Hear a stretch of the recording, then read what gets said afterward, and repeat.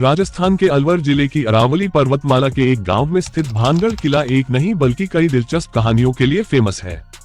इस फोर्ट को राजस्थान के साथ साथ भारत के सबसे डरावनी जगहों में भी शामिल किया जाता है।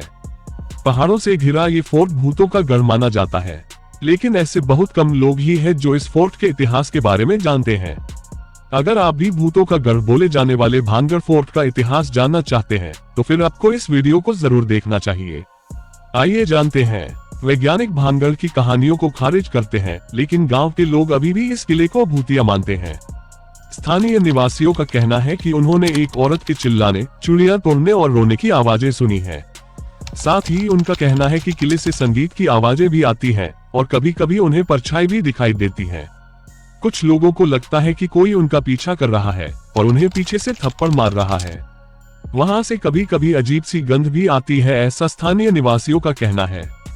इन्हीं कारणों की वजह से सूर्यास्त के बाद दरवाजे बंद हो जाते हैं और किले में एंट्री बिल्कुल बैन हो जाती है। हालांकि यह कहानियां मनगढ़ंत हैं या असल है, इस बारे में तो कोई कुछ भी नहीं कह सकता। भानगढ़ किला के भूतिया होने के पीछे की पहली कहानी। भानगढ़ के किले में एक राजकुमारी रहती थी जिनका नाम रत्नवती था।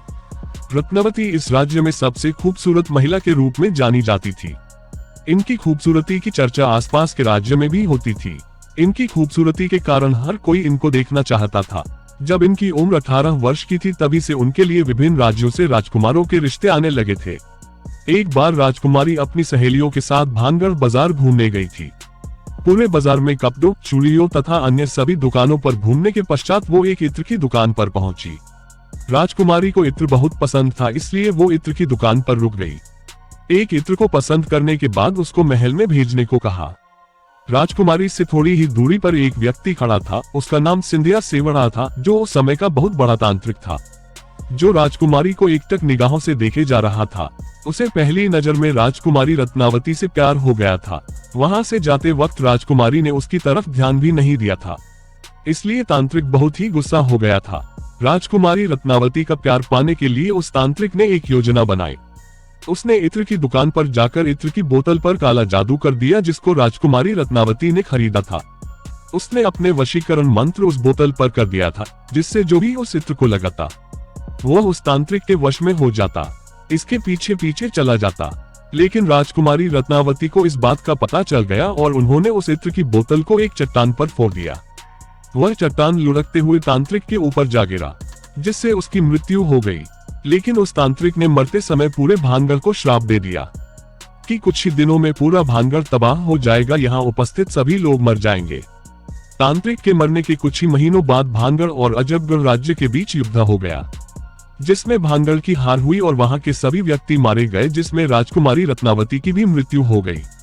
इसके बाद पूरा भानगढ़ सुनसान हो गया। लोगों का मानना है कि वहां पर मारे गए लोगों की आत्माएं आज भी भटकती हैं। इसीलिए भानगढ़ किले को भूतहा किला भी कहा जाने लगा है। भानगढ़ किले से जुड़ी दूसरी कहानी। जहां आज भानगढ़ किला उपस्थित है, उससे कुछ दूरी पर एक ऋषि मुनि की कुटिया थी, जिसमें ऋषि बालूनाथ रहते थे। भानगढ़ किला बनवाने से पहले राजा भगवंत दास अपने किले के निर्माण की योजना को ऋषि को बताया। तब ऋषि बालूनाथ ने राजा भगवंत दास से कहा, आप यहाँ पर किले का निर्माण करवा सकते हैं, लेकिन आपको उस किले की ऊंचाई को इतना रखना होगा कि उस किले की परछाई मेरी कुटिया पर न पड़े, नहीं तो पूरा किला तहस नहस हो जाएगा। लेकिन राजा भगवंत दास ने ऋषि की इस बात पर इतना ध्यान नहीं दिया। उन्होंने अपने किले को 7 मंजिला ऊंचा बनवाया, जिसकी परछाई ऋषि बालूनाथ की कुटिया तक जाती थी। फलतः साधु ने नाराज होकर श्राप दे दिया कि यह किला खंडहर में तब्दील हो जाएगा। इसीलिए कुछ समय के बाद किला तबाह हो गया और वहां से सभी लोग मारे गए। भानगढ़ किले की किसी भी कहानी का कोई प्रमाण नहीं मिलता है, लेकिन वहां के मूल निवासियों के अनुसार आज भी शाम होने के बाद भानगढ़ किले के गलियारों में इंसानी आवाजें सुनाई देती हैं। वहां के नृत्यों की हवेली से घुंघरू की आवाज आती है। लोगों का मानना है कि रातों में राजा अपने दरबार में आज भी फैसले सुनाते हैं।